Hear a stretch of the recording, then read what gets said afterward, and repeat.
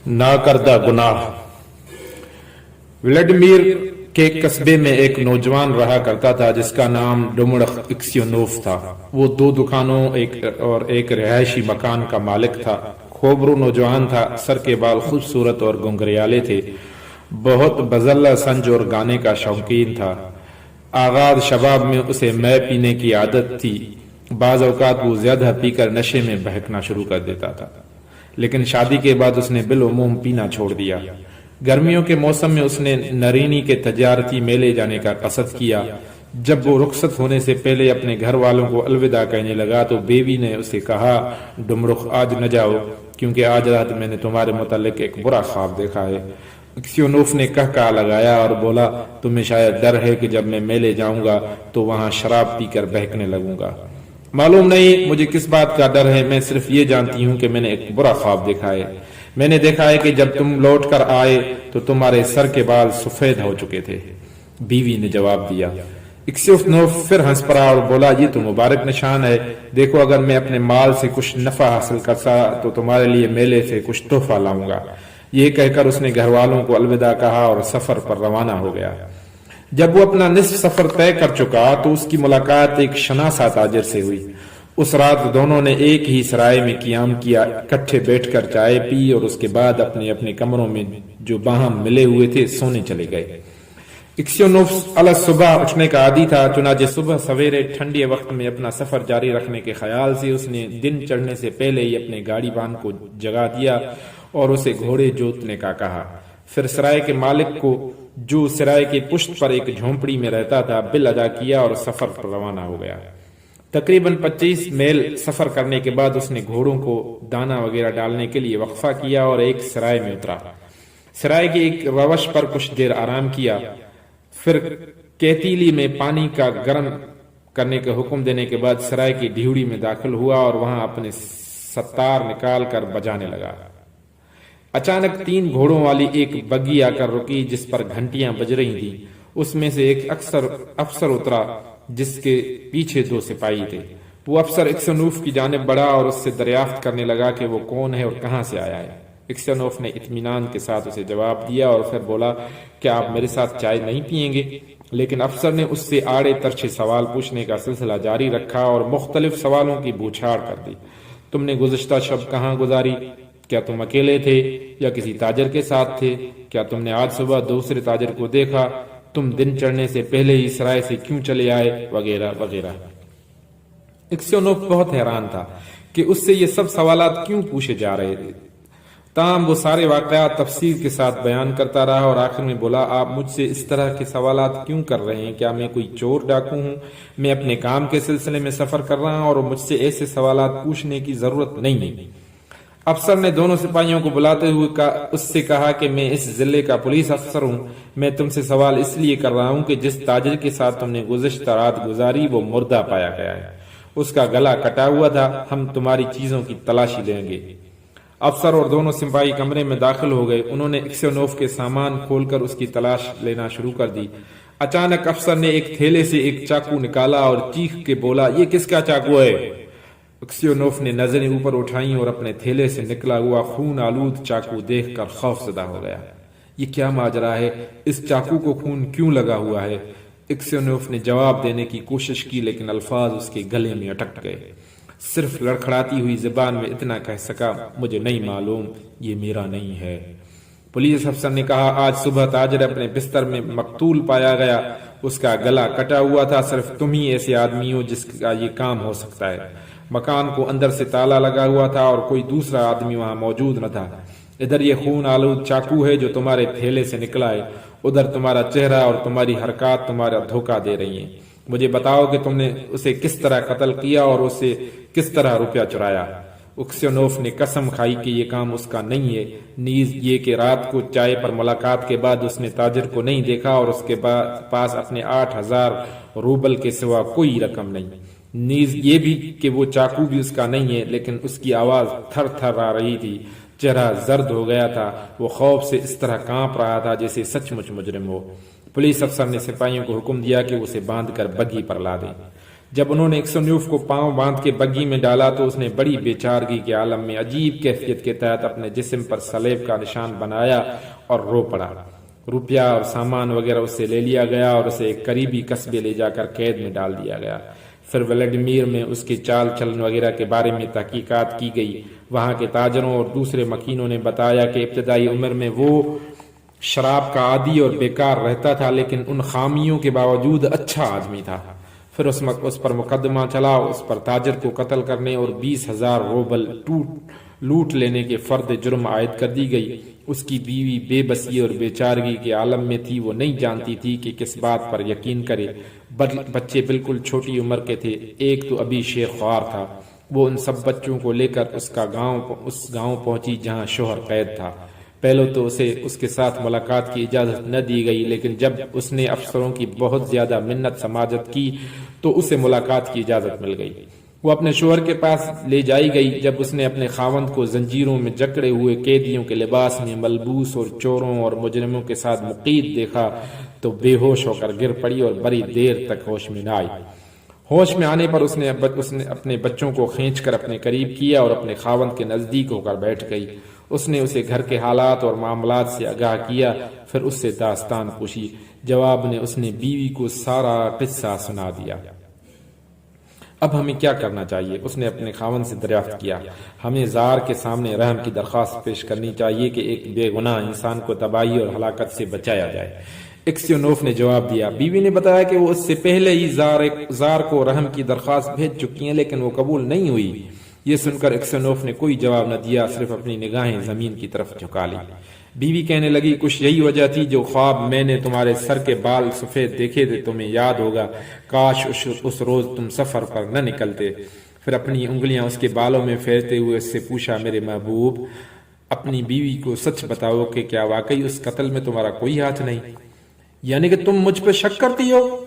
اکسیونوف نے کربناک لہجے میں کہا اور اپنا چہرہ اپنے ہاتھوں سے چھپا کر رونے لگا۔ تب ایک سپاہی نے آ کر اس کی بیوی بچوں کو چلے جانے کا حکم دیا اور اکسیونوف نے آخری مرتبہ اپنے خاندان کو خیرباد کہی۔ جب وہ جا چکے تو اکسیونوف نے اس ساری گفتگو کو ذہن میں دہرانے لگا، اور جب اسے یہ بات یاد آئی کہ اس کی بیوی نے بھی اس پر شک کا اظہار کیا تھا تو اس نے اپنے دل میں کہا، معلوم ہوتا ہے کہ خدا کے سوا کوئی بھی اصل حقیقت نہیں جان سکتا۔ اگر یہی بات ہے پھر کیوں نہ میں صرف اس کے سامنے اپنی درخواست پیش کروں اور صرف اس سے رحم کی امید رکھوں۔ یہ سوچ کر اکسیونوف نے پھر زار کے نام کی کوئی رحم کی درخواست نہ بھیجی اور اس طرف سے ساری امیدیں منقطع کر لیں۔ اب وہ صرف خدا کے سامنے دعائیں کرنے لگا۔ بعد ازاں اکسیونوف کو درے لگانے کی سزا سنائی گئی اور اسے معدنیات کے کانوں میں بھیج دیا گیا۔ وہاں اسے ایک خاص قسم کے مجرموں کے کوڑوں کے ساتھ درے لگانے کی سزا دی گئی۔ جب ان کوڑوں کی وجہ سے جسم پر پیدا شدہ زخم مندمل ہو گئے تو اسے دوسرے مجرموں کے ساتھ سائبیریا منتقل کر دیا گیا۔ 26 سال تک اکسیونوف مجرم کی حیثیت سے سائبیریا میں پڑا رہا۔ اس کے سر کے بال برف کی طرح سفید ہو گئے، داڑھی لمبی لیکن ہلکی اور بھورے رنگ کی ہو گئی۔ اس کی تمام شگفتہ مزاجی رخصت ہو گئی، کمر جھک گئی۔ اب وہ آہستہ آہستہ چلتا، بہت کم بولتا اور مطلق نہ ہنستا۔ ہاں، دعائیں وہ اکثر کرتا رہتا تھا۔ جیل میں اکسیونوف نے بوٹ بنانا سیکھ لیے جس سے وہ کچھ رقم کما لیتا۔ اس رقم سے خدا رسیدہ انسانوں کے حالات زندگی نامی کتاب خرید لی۔ جب جیل میں کافی روشنی ہوتی تو وہ یہ کتاب پڑھا کرتا۔ اتوار کے دن وہ جیل کے گرجے میں مذہبی اسباق پڑھتا اور گانے والے جماعت میں شامل ہو کر گایا کرتا، کیونکہ اس کی آواز ابھی تک اچھی تھی۔ جیل کے حکام اکسیونوف کو اس کی منکسر المزاجی اور مسکینی کی وجہ سے بہت پسند کرتے تھے۔ ساتھی قیدی بھی اس کی عزت کرتے تھے، وہ اسے دادا ابا اور ولی بابا کہہ کر پکارتے۔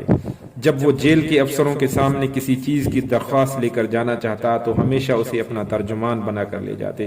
جب ان کے مابین کوئی لڑائی جھگڑا ہو جاتا تو وہ اس کے پاس فیصلے کرنے جاتے اور اس کی اصلاح معاملات کے لیے کہتے۔ اس طویل مدت میں اسے اپنے گھر کے سے کبھی کوئی خبر نہ آئی۔ اسے یہ بھی معلوم نہیں تھا کہ اس کے بیوی بچے زندہ ہیں یا نہیں۔ ایک دن مجرموں کا ایک نیا گروہ جیل میں لایا گیا۔ شام کے وقت پرانے قیدی نئے قیدیوں کے گرد اکٹھے ہو گئے اور ان سے پوچھنے لگے کہ وہ کن کن شہروں اور گاؤں سے آئے ہیں اور کن جرموں کی پاداش میں انہیں جیل بھیج دیا گیا ہے۔ اکسیونوف باقیوں کی نسبت نئے قیدیوں سے زیادہ قریب بیٹھا تھا اور ان کے حالات کا कामिल तवज्जो और यकसुई के साथ सुन रहा था। नए मुजरमों में से एक मुजरम जो 60 बरस का लंबा तड़ंगा आदमी था और चेहरे से खशखशी सी सफेद दाढ़ी बढ़ाई हुई थी, बाकियों को वो अपनी गिरफ्तारी के हालात सुनाते हुए गोया हुआ, दोस्तों मेरा कसूर सिर्फ ये है कि मैंने एक बर्फ गाड़ी से बंधा हुआ घोड़ा खोला, उस पर मुझे गिरफ्तार कर लिया गया और मुझ पर चोरी का इल्जाम लगाया गया। मैंने कहा मैंने ये घोड़ा सिर्फ इसलिए ले लिया था कि जल्दी पहुंच सकूं, उसके बाद मैंने घोड़े को छोड़ दिया। मजीद ये कि गाड़ी बान मेरा दोस्त था, इसलिए भी ऐसा करना मैंने गलत न समझा। अफसरों ने कहा कि नहीं तुमने चोरी की है, लेकिन वो इस बात का तयन करने में कामयाब न हो सके कि मैंने कैसे और कहां उस घोड़े की चोरी की है। जिंदगी में एक मर्तबा फिलवाके मैंने एक गलत काम किया था और उस लिहाज से मुझे बहुत पहले यहाँ आना चाहिए था, लेकिन उस वक्त मेरा पता न चल सका। अब मैं बिल्कुल बेकसूर हूँ। हाँ, लेकिन मैं झूठ बोल रहा हूँ। मैं इससे पहले भी एक मर्तबा साइबेरिया आ चुका, लेकिन उस वक्त मैं ज्यादा अरसा यहाँ नहीं ठहरा था। तुम किस जगह से ताल्लुक रखते हो? एक कैदी ने सवाल किया। व्लादिमीर से। मेरा खानदान वहीं का रहने वाला है। मेरा नाम माकर है और मुझे सेम्योनोफ भी कहते हैं। एक्सियोनोफ ने चूक कर अपना सर उठाया और मुश्ताकाना लहजे में बोला, सेम्योनोफ, मुझे बताओ, क्या तुम व्लादिमीर के एक्सियोनोफ घराने को जानते हो? क्या वो लोग अभी तक जिंदा हैं? हाँ, अच्छी तरह जानता हूँ। एक्सियोनोफ के घराने वाले बड़े खुशहाल हैं, अगरचे उनका बाप कहीं साइबेरिया में कैद है। ख्याल है कि वो भी शायद हमारी तरह गुनाहगार होगा। और हाँ बुजुर्गे मन, आप यहाँ किस तरह पहुंचे? उसने एक नया सवाल उठाते हुए कहा। एक्सियोनोफ अपने दुख भरी दास्तान का जिक्र करके दूसरों को मलोल नहीं करना चाहता था। उसने सिर्फ एक आह भरी और बोला, ये सिर्फ मेरे गुनाहों की सजा है कि पिछले 26 बरस जेल में पड़ा हूँ। कौन से गुनाह? माकर सेम्योनोफ ने पूछा। लेकिन एक्सियोनोफ ने सिर्फ इतना ही कहा, हाँ यकीनन मैं इस बात का मुस्तहक हूँगा। वो इससे ज्यादा कुछ नहीं कहना चाहता था, लेकिन उसके साथियों ने नए आने वालों को बताया कि वो साइबेरिया किस तरह पहुंचा, किस तरह किसी शख्स ने एक ताजिर को कत्ल करके चाकू उसके सामान में छुपा दिया और उस नाकर्दा गुनाह की सजा भुगतनी पड़ी। जब माकर सेम्योनोफ ने ये बात सुनी तो उसने एक्सियोनोफ को गौर से देखा और अपने रान पर जोर से हाथ मार कर बेअख्तियार बोला, हैरत है, सख्त हैरत है। आह, लेकिन बुजुर्गवार तुम किस कदर बूढ़े हो गए हो। दूसरे कैदियों ने उससे इस कदर हैरत का सबब पूछा और दरियाफ्त किया कि उसने एक्सियोनोफ को पहले कहाँ देखा है, लेकिन सेम्योनोफ ने कोई जवाब न दिया। उसने सिर्फ इतना ही कहा, सख्त ताज्जुब की बात है कि आज यहाँ उस मकाम पर हमारी मुलाकात हो रही है। इन अल्फाज ने एक्सियोनोफ को सख्त मुताज्जुब किया और वो सोचने लगा कि शायद इस शख्स को ताजिर के कातिल का कुछ इल्म होगा। चुनाचे उसने कहा, सेम्योनोफ, शायद तुमने मेरे मामले के मुताल्लिक सुना हो, शायद मुझे पहले देखा हो। ये किस तरह मुमकिन है कि मैंने न सुना? दुनिया में हर तरह की अफवाहें फैलती रहती हैं, लेकिन अब तो इस बात को बड़ा अरसा गुजर गया है और मैंने जो सुना था वो भूल चुका हूँ। एक्सियोनोफ ने उसे कुरेदते हुए कहा, सेम्योनोफ, तुमने जरूर सुना होगा कि ताजिर को किसने कत्ल किया था। सेम्योनोफ हंस पड़ा और बोला, यकीनन इसका कातिल वही शख्स होगा जिसके थैले से चाकू मिला होगा, और अगर बिलफर्ज किसी दूसरे शख्स ने चाकू उसके थैले में छुपा दिया हो तो फिर भी जाहिर है कि मुजरिम को किसको समझा जाएगा, क्योंकि कहावत है कि चोर जब तक पकड़ा न जाए चोर नहीं होता। फिर यह भी मुमकिन है कि कोई शख्स किसी को कत्ल करने के बाद चाकू तुम्हारे थैले में छुपा दे और वो भी इस तरह के थैला तुम्हारे सर के नीचे पड़ा हो। अगर इस तरह होता तो यकीनन तुम जाग उठते। जब एक्सियोनोफ ने ये अल्फाज सुने तो उसे पुख्ता यकीन हो गया कि यही वो शख्स है जिसने ताजिर को कत्ल किया था। वो करबनाक कैफियत में वहां से उठा और चल दिया। सारी रात वो सो न सका। वो बड़े दर्द और करब में मुब्तला रहा। हर किस्म के तसव्वुराती खाके उसके जहन में गर्दिश करते रहे। वो तसव्वुर में अपनी बीवी को देख रहा था, गोया मेले में जाने से पहले उसे रुखसत हो रहा है। उसे लगा जैसे वो सचमुच उसके सामने मौजूद हो। उसका चेहरा और आंखें सामने मुतशक्कल होकर आ गई थी। वो उसे हंसते और बोलते सुनता रहा। फिर उसने अपने बच्चों को देखा जो अभी बिल्कुल छोटे थे, बिल्कुल उसी तरह जिस तरह वो रुखसत के वक्त थे। एक ने छोटा सा चुग्गा पहना हुआ था और दूसरा माँ की छाती के साथ लिपटा हुआ था। फिर उसके सामने अपना तस्वर बनाया, बिल्कुल उसी तरह जैसे वो कभी हुआ करता था, जवान और खुशबाश। फिर उसे याद आया कि वो किस तरह उस सराय के ड्यूड़ी में बैठा अपने सितार बजा रहा था जहां उसे गिरफ्तार किया गया। इन दिनों वो फिक्र और गम से किस कदर बेनियाज होता था। پھر اس کی چشم تصور کے سامنے وہ جگہ ابھر آئی جہاں اسے کوڑے لگانے کی سزا دی گئی۔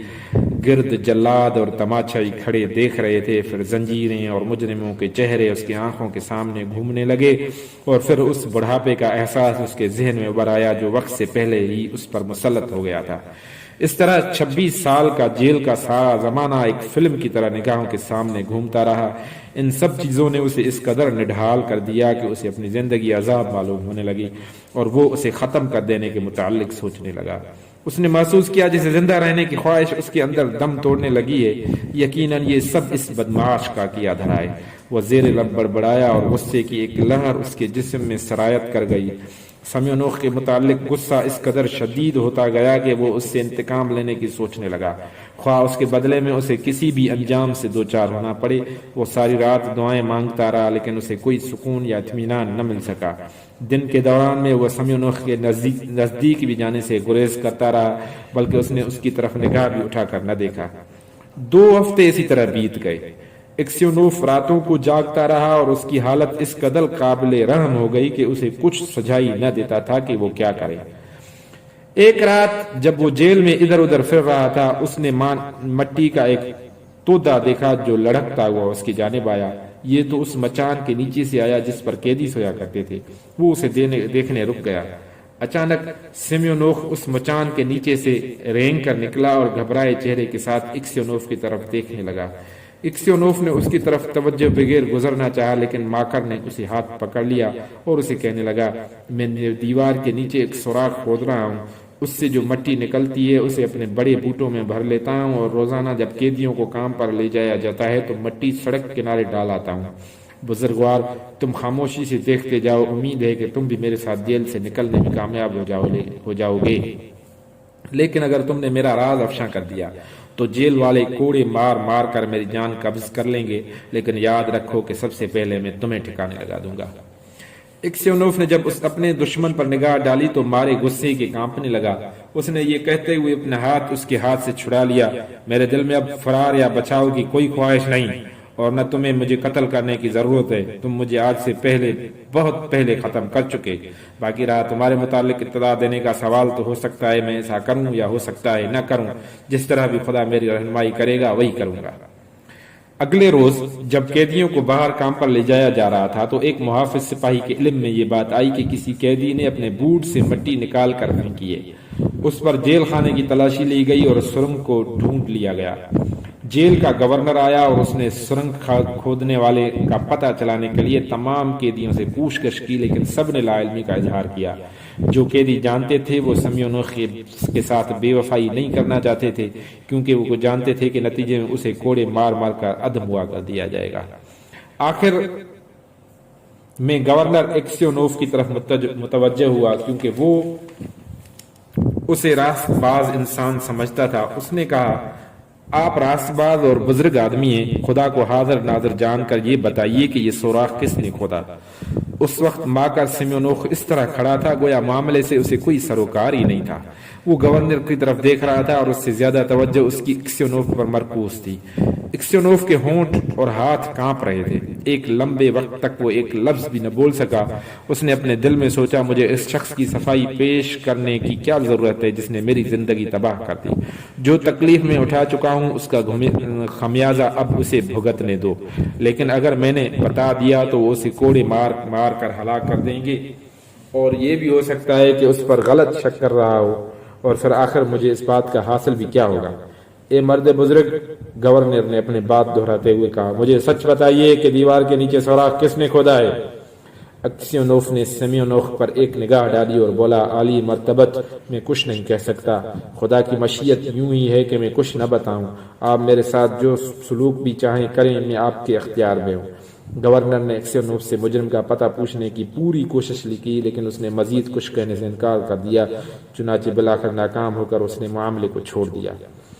اس رات جب اکسیونوف اپنے بستر پر لیٹا ہوا اونگ رہا تھا تو کوئی شخص خاموشی سے کمرے میں داخل ہوا اور چپکے سے اس کی چارپائی پر بیٹھ گیا۔ اس نے تاریکی میں اسے بغور دیکھا تو اسے پہچاننے میں کامیاب ہو گیا، وہ ماکر تھا۔ اب اور مجھ سے کیا چاہتے ہو؟ اکسیونوف نے غصے اور بیچارگی کے ملے جلے احساس کے ساتھ پوچھا۔ یہاں کیا لینے آئے ہو؟ माकर सिम्योनोफ खामोश था। एक्सियोनोफ उठकर बैठ गया और बोला, क्या चाहते हो तुम? यहाँ से चले जाओ वरना मैं अभी मुआफिज को बुलाऊंगा। सिम्योनोफ एक्सियोनोफ पर बिल्कुल झुक गया और समाजत के अंदाज में बोला, डमरुख मुझे माफ कर दो। किस बात से? एक्सियोनोफ ने पूछा। मैं तुम्हारा मुजरिम हूँ। मैं ही था जिसने ताजिर को कत्ल किया और चाकू तुम्हारे सामान में छुपा दिया। मैं तुम्हें भी कत्ल करना चाहता था, लेकिन मैंने बाहर शोर की आवाज सुनी तो चाकू तुम्हारे थैले में छुपाने के बाद खिड़की के रास्ते भाग गया।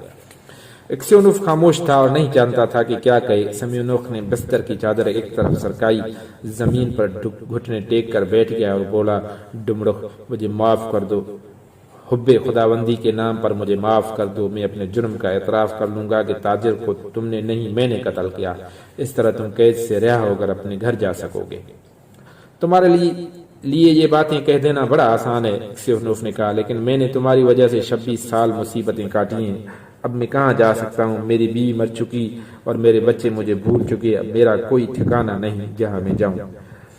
एक्सियोनोफ की कही हुई बातों के बावजूद माकर सिम्योनोफ ने हुकाम के सामने जाकर अपने जुर्म का एतराफ कर लिया, लेकिन जब सिपाही एक्सियोनोफ की रिहाई के लिए अहकाम लेकर पहुंचे तो वो अपनी जान आफरीन के सुपुर्द कर चुका था। ये कहानी रूसी अदब के एक ऑथर और अदीब लियो टॉल्स्टॉय ने लिखी है और हफीजुर रहमान अहसन ने इसका उर्दू तर्जुमा किया है। ये उर्दू डाइजेस्ट में छपी थी और इसका जो उन्वान था वो था नाकर्दा गुनाह, नेकी और बदी की दायमी कशमकश आश्कार करती मशहूर लिखाई की नादर व रोजगार कहानी। अगर आपको ये कहानी पसंद आई है तो इस चैनल को सब्सक्राइब करें और दूसरी इस तरह की